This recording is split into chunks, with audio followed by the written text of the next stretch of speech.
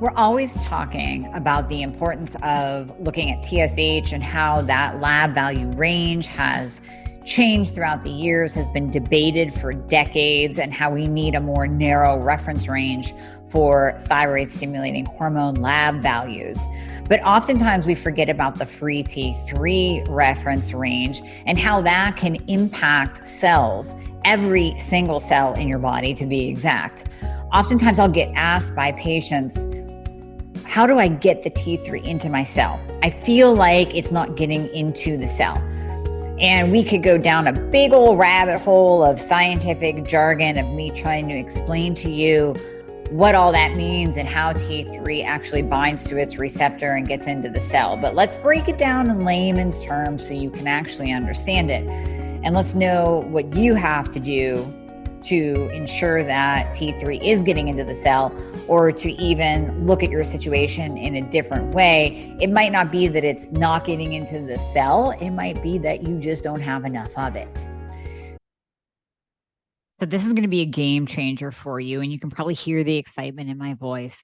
The latest introduction, the latest member of the family to the Fixxr line is Metabolism Fixxr. And this, oh my God, I formulated this just for all my people out there that need to lose weight, that need help in the weight loss department, that can't lose weight no matter what they do, that feel like they have a slow metabolism, and that might be thinking of trying all those peptides out there, you know, the Beverly Hills soccer mom drug of choice for weight loss peptides. Or even if you're on them already and you're like, man, these are really expensive and I'm still not losing weight, add in Metabolism Fixxr. Here's what I did. I took the power of T2, which increases your basal metabolic rate while you are sitting there watching Netflix. You're burning fat while you're watching Netflix. I combined it with a very unique patented ingredient called Suppressa. Suppressa has multiple clinical trials backing its efficacy in reducing your appetite, decreasing snacking, and providing way more control over your food intake. It is amazing. We also see improved emotional well-being, just decreased food cravings all around, reduced hunger, and weight management. Add on top of that, we have green tea extract, we have purple forest purple tea extract, both of which affect the metabolism in a very positive way without the jitters of normal fat burning supplements out there from the 1980s and 90s, right? The ones that made you feel like you're having a heart attack. You will not have that in any of my supplements, Thyroid Fixxr or Metabolism Fixxr. But Metabolism Fixxr, ooh, yeah, we kicked it up a notch. It is in powder form, so you can drink it through your day. It's going to flavor your water. We got orange crush and refreshing citrus. I love them both. It is going to keep you under control all day long. So you throw a couple scoops in your water bottle in the morning, throw a scoop or two in your water bottle throughout the day. You will have fat burning and appetite control the entire day for what? An eighth of a price of the peptides? Oh my God, you can't go wrong. So grab some Metabolism Fixxr today. Please let me know how you do on it. I am super excited for you. Super excited. So free T3 reference range in most labs, this is just the majority of labs, goes from usually like a 2, 2.2, up to sometimes a 4, a 4.5, 4.4. And above a 4.4, you're going to get flagged. And if you actually hit below a 2.2, you're going to get flagged actually as low. Now, I see many patients come in at a 2.6, a 2.8. They're told that they're normal. In general, in functional medicine, we say 3.5 or above is optimal. Another way to say it is in the upper quadrant of that reference range. Now, again, this is also a generalizable term because you might be one of those people that do better and we can actually get more of the T3 into your cell if you are above that reference range.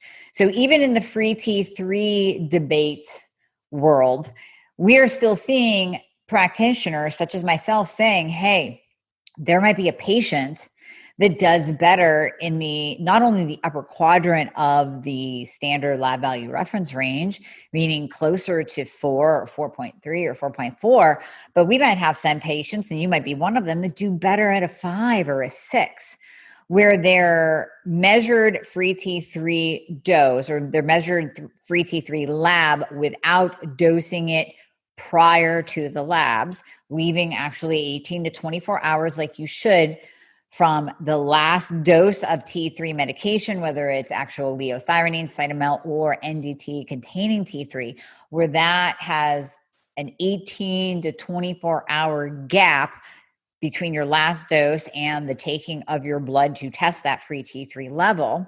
Assuming that that is in place, when we test your free T3, you might do better above range, because we always have to look back when we're looking at, does it get into the cell? We have the D1, the D2, and the D3 enzymes. They are responsible for transport and for conversion of T4 to T3. Now, many times you might have a patient, and I'll use myself as an example. You might have a patient that has low free T3 or free T4, low free T4, is on T3 monotherapy, which I tell all of you when I'm on, I am T3 only. I have been for many, many years. I do not convert well, or pretty much at all. If you give me T4, I will get worse. I will go into a hypothyroid state. So D1, D2, D3, they're responsible for transport. They're also responsible for conversion of T4 to T3. You have a patient with a low free T4 on T3 only therapy. And let's say they still feel hypo. They still have hypothyroid symptoms. So it's almost like a non-thyroidal illness where all the numbers look good. They actually look good. They actually look optimal according to functional medicine, but the patient is still presenting with hypothyroid symptoms. And they were diagnosed in the past. They're on medication. There might not be enough circulating T3 in the body to compensate for that low T4. So the D1, D2, D3 enzymes, and I would have to look up exactly which one because I don't work with them enough to know exactly which one does what. But basically, if there's a low amount of free T4 in the body, that is okay as long as there is enough free T3. And if there is not enough free T3, organs and tissues will suffer. The heart is largely dependent on adequate amounts of the T3 hormone. So you have to have enough circulating free T3 in order to basically divvy it up, right? All these tissues and organs and cells are screaming for T3 because that is the active thyroid hormone. They don't want T4. They don't care. There can be enough T4, and as long as it converts to T3, everybody's happy. But if there's not enough T4 to convert, such as myself, not taking T4, then you have to give enough T3 to make up for that. I don't have T4 over here converting the T3. I have to take T3 in adequate amounts to get that free T3 number up high enough that it gets to all my cells and my tissues. Now, many of you know I don't have symptoms. My only symptom is that I don't like the heat. I never have. I haven't for 20 years. I don't know whether that's just me or whether that's just a lingering little symptom of my hypothyroidism that my body just doesn't want to deal with. I don't like the heat. It's fall right now. It's cooler. I love this. Love this weather. My body loves it. So that's one lingering symptom. The other one is that I just don't sleep well. I haven't for 25 years. I always have to take something to get to sleep. Those are my only two symptoms. In the grand scheme of things and in all the patients that I work with, I'll take those two symptoms over debilitating fatigue, weight gain, the inability to lose weight, hair loss. So all in all, I have to say I am optimized. But my optimized is a low free T4 and a higher than normal free T3. So if I was a conventional doc looking at my labs, or you were a conventional doc looking at my labs, you would say your response would be, based on your teaching and based on what you learned in medical school, your response, in addition to my suppressed TSH, would be, oh my gosh, we have to take this girl off of T3 medication, or at least reduce her dose. We need to bring that TSH up. We need to bring that free T3 down. She is hyperthyroid. Remember, you didn't even ask me my symptoms. She's hyperthyroid. And oh, look at that reverse T3. It's all the way down to a 6. That's horrible. Her free T4 is non-existent. She's at a 0.8. She's hyper. She's absolutely hyper, and I'm not. So you have to look at the individual person, but you also have to look at the fact that I am symptom free and I am optimized. So obviously what you are seeing in front of you, that suppressed TSH, the low free T4, because I'm not on T4, I don't convert. The low reverse T3, because I'm not on T4, so it can't convert to reverse anyways. And the higher than the cutoff for those labs, the higher than the standard lab value range is my optimal. And with that number, it is getting to my tissues, it's getting to my cells, my kidneys, my liver, my heart, all good, all good. So test those, doc. They're all good. I need a higher level of circulating free T3. I'm not hyper, I'm not anxious, I'm not jittery. The inability to get to sleep is not for me being hyper. That was there even before I got diagnosed. So that doesn't come into play. You know when you're hyper. I don't have a racing heart. My heart rate is not through the roof. It is elevated. And that's another topic that we have gone over in the past where people say, my heart rate's too high. I say, what is it? 95. Well, that's because you're taking T3 and you're actually normal now as opposed to your low heart rate before. But I digress. My heart rate is normal. Blood pressure is fantastic. I am optimized, but I'm optimized with a higher level of free T3. So if you are one of those people, and some of you have reached out to me already with this question, if you are one of those people that say, I've been struggling, I've seen a bunch of different doctors, the T3 doesn't get into my cell, no matter what dose we try, no matter what we try, free T3 only, T3 monotherapy, no matter what, the T3 isn't getting into my cell. That might not be the case. It might be that we need a higher dose of T3 for you and that your optimal free T3 is above range. Now you have to find a doctor that's open-minded and that will be willing to try that on you because, and look at you as a real person, by the way, and ask you your symptoms to make sure that, or to differentiate whether you are hypo or hyper, to make sure that you are not going into a hyperthyroid mode with a higher free T3. That's the most important thing, looking at you as a real person, asking you questions, asking you how you feel, asking you about your symptoms. But all in all, it might not be that the T3 isn't getting into the cell per se. It might be that there's really not enough to go around. So if you step back and you look at all of your symptoms, have any improved? So if you're one of those people that say to me, I went to a bunch of different docs, T3 is not getting into the cell, I would ask you, what symptoms have improved? Do you notice a little bit of energy over here? Just a little bit, even 10, 20%.